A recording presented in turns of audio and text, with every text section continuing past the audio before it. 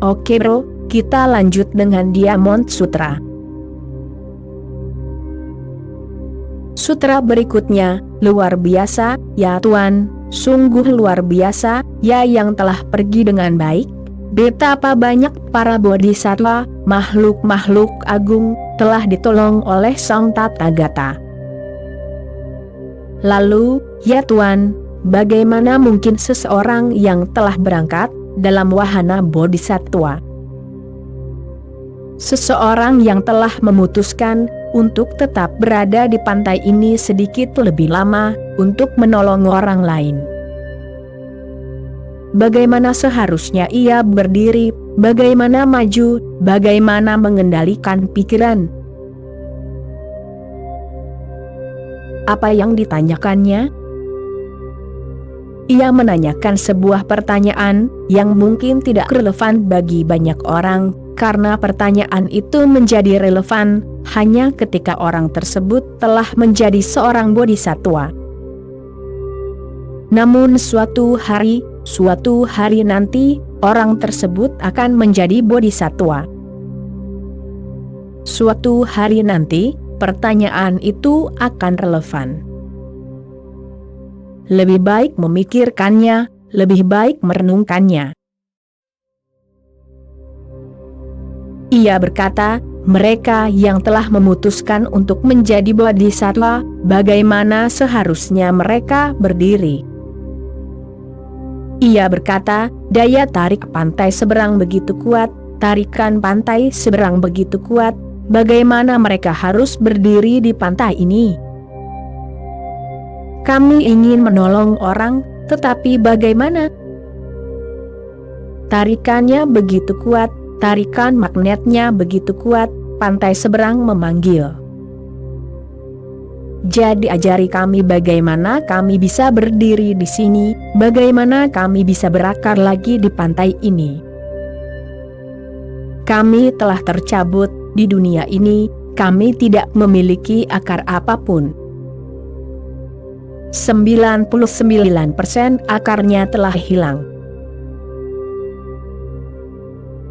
Bayangkan saja sebuah pohon, 99% akarnya telah hilang, hanya 1% akarnya yang masih ada. Pohon itu bertanya, bagaimana aku harus berdiri sekarang? Aku akan jatuh, dan aku mengerti bahwa jika aku bisa bertahan sedikit lebih lama, aku akan sangat membantu orang, dan mereka membutuhkannya. Aku membutuhkan, dirimu telah menolongku. Sekarang orang lain membutuhkan, aku harus menolong.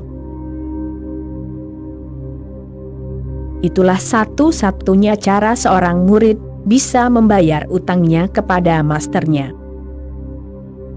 Tidak ada cara lain. Sang master telah menolongmu, sang master tidak membutuhkan apapun lagi, bagaimana cara membayar utangnya? Apa yang harus dilakukan? Satu-satunya hal yang bisa dilakukan adalah menolong seseorang yang masih tersandung, meraba-raba dalam kegelapan. Lakukanlah kepada orang lain apapun yang telah dilakukan mastermu kepadamu, dan dirimu telah membayar utangmu. Ia bertanya, bagaimana caranya berdiri itu sulit, hampir mustahil, dan bagaimana caranya maju, bagaimana caranya mulai menolong orang, karena itu juga sulit. Sekarang kita mengerti bahwa semua penderitaan mereka itu palsu. Sekarang kita mengerti bahwa penderitaan mereka hanyalah mimpi buruk, penderitaan mereka tidak nyata. Sekarang kita tahu bahwa mereka hanya takut pada tali, mengira itu adalah ular. Sekarang sangat sulit menolong orang-orang ini.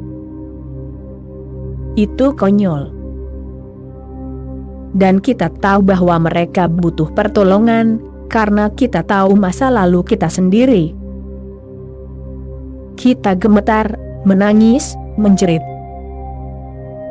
Kita tahu betapa kita telah menderita, meskipun sekarang kita tahu bahwa semua penderitaan itu seperti mimpi, itu ilusi, itu maya.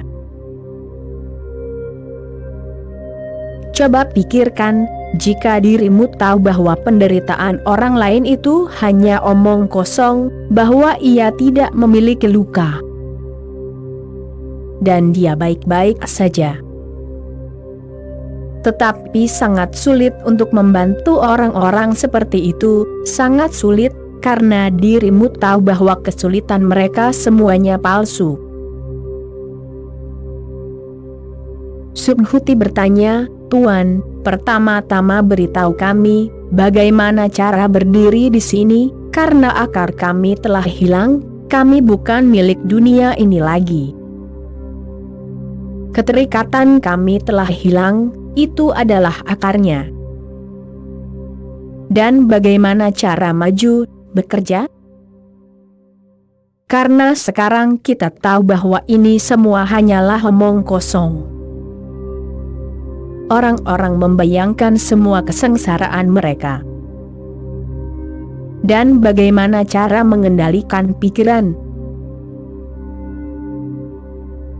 Apa maksudnya? Karena seorang bodhisattva biasanya tidak memiliki pikiran, bukan pikiran yang dirimu miliki. Sekarang hanya ada satu pikiran, dan pikiran itu adalah dari pantai seberang, dan pantai seberang terus-menerus menarik. Pintunya terbuka, dirimu bisa memasuki kebahagiaan sejati, tapi dirimu menahan diri di pintu itu, dan pintunya terbuka. Pertama-tama dirimu mencari di banyak kehidupan, untuk menemukan pintunya, kemudian dirimu mengetuk dan mengetuk di banyak kehidupan, dan sekarang pintunya terbuka. Dan Buddha berkata, "Kamu menunggu, kamu tetap berada di luar pintu." Ada banyak orang yang harus ditolong. Secara alamiah keinginan besar untuk masuk, hasrat besar untuk masuk melalui pintu akan muncul. Itulah yang dimintanya. Setelah kata-kata ini, Buddha berkata kepada Subhuti, "Oleh karena itu, Subhuti, dengarkan baik-baik dan penuh perhatian. Seseorang yang telah berangkat dalam kendaraan seorang bodhisattva harus menghasilkan pikiran dengan cara ini. Itu tidak terlihat bagus dalam terjemahan bahasa lain. Kata bahasa Sanskerta adalah citopat. Seseorang harus menciptakan pikiran seperti itu, keputusan seperti itu, seseorang harus membuat keputusan, tekad yang demikian besar, citopat. Dengan cara ini, sebanyak makhluk yang ada di alam semesta, yang dipahami di bawah istilah makhluk, semua ini harus aku tuntun menuju nirwana. Bukan satu atau dua, Subhuti, bukan satu atau dua, tetapi semua makhluk, laki-laki, perempuan, hewan, burung, pohon, batu. Semua makhluk di dunia. Seseorang harus membuat tekad sedemikian rupa, sehingga aku akan menuntun mereka semua menuju nirwana, ke alam nirwana yang tidak meninggalkan apapun. Namun, meskipun makhluk yang tak terhitung jumlahnya, telah dituntun ke nirwana, tidak ada makhluk sama sekali yang telah dituntun ke nirwana. Itu juga harus dirimu ingat, jangan lupa, jika tidak, dengan menuntun orang lain, dirimu akan jatuh ke dalam ketidaktahuan lagi. Semua makhluk harus dituntun ke pantai seberang, dan dirimu tetap harus ingat, bahwa penderitaan mereka palsu, jadi pengobatanmu juga palsu. Dan dirimu harus ingat, bahwa mereka tidak memiliki diri. dirimu juga tidak memiliki diri. Jadi jangan lupa. Jangan berpikir bahwa dirimu membantu orang lain, bahwa dirimu adalah penolong yang hebat, ini dan itu.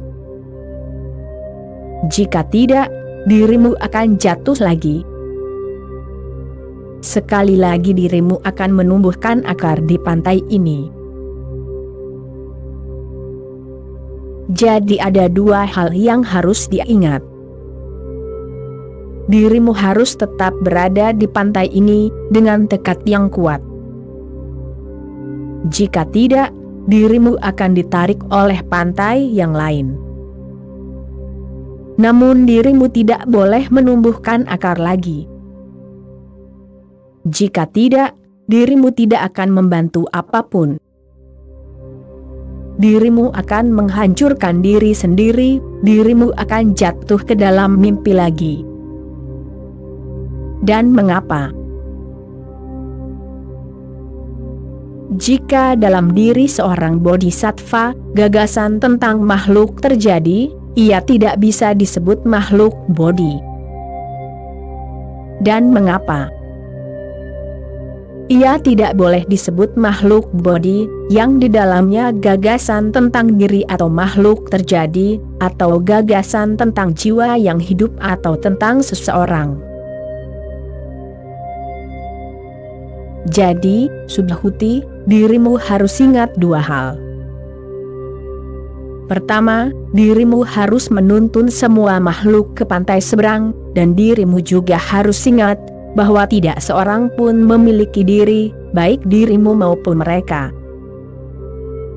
Semua ego itu palsu dan ilusi. Teruslah mengingat ini, dan teruslah dengan tekad yang kuat. Bantu orang-orang ke pantai seberang. Mereka sudah ada di sana, dirimu hanya perlu membuat mereka waspada dan sadar. Namun jangan tersesat, jangan menjadi penyelamat, dua hal ini. Lagi dan lagi, Buddha akan mengulang dalam sutra tentang wahana bodhisattva ini. Dia ingin semua menjadi bodhisattva. Oke bro, sekian dulu episode kali ini, kita sambung lagi nanti. Terima kasih bro.